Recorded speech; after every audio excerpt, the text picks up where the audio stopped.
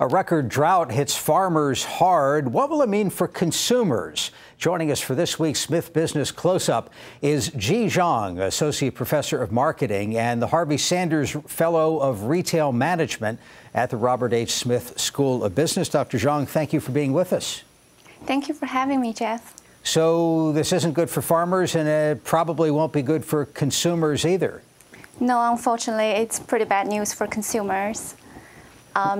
Consumers can expect to see price increases in a wide range of grocery products, from fresh produce to eggs, milk, meat, pork, chicken, to even packaged foods and processed food.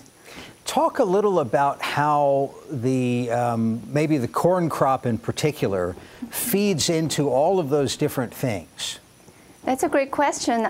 Corn really is the single most important crop in the U.S. agriculture economy.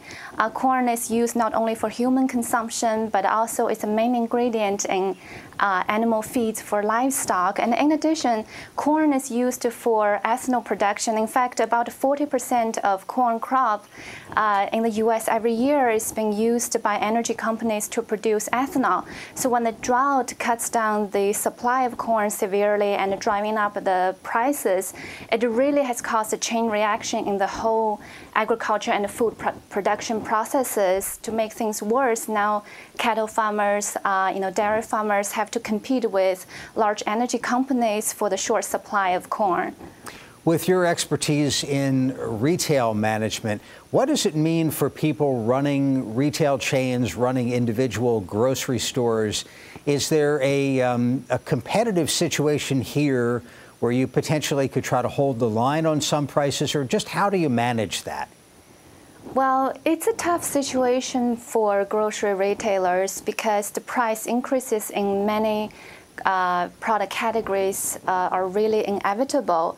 But given the economic situation in recent years, many households are already on very tight budget for their groceries. So retailers need to be very mindful of consumers' concern for rising food prices, and they really need to do everything possible to keep the costs lower and under control. For example, sourcing from local markets is a way to, and also sourcing products that are of abundant supplies is another way to bring down the cost.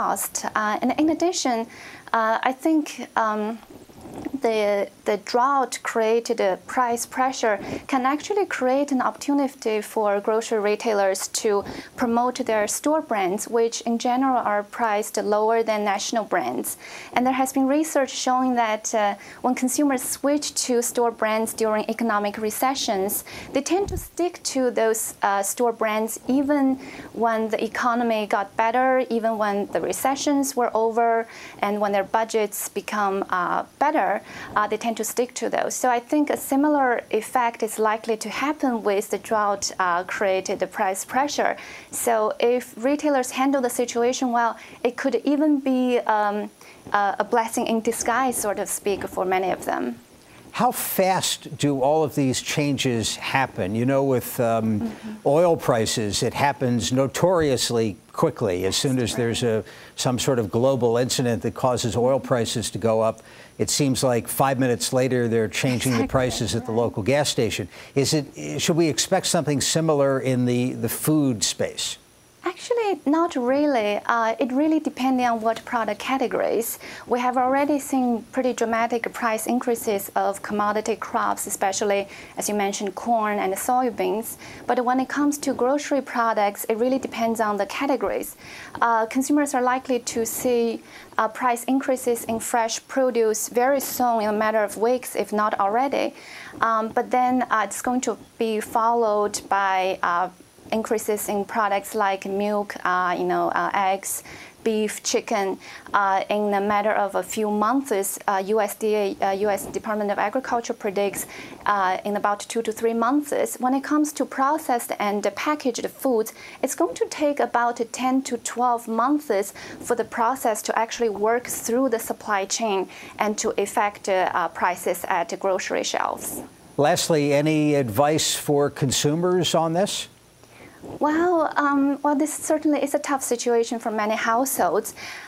because price increases are kind of inevitable in many categories. However, they can be smart shoppers when it comes to buying certain types of products. For example, when it comes to fresh produce, buying things that are in season and are produced locally can not only reduce the pressure on their wallets, but also help support local businesses.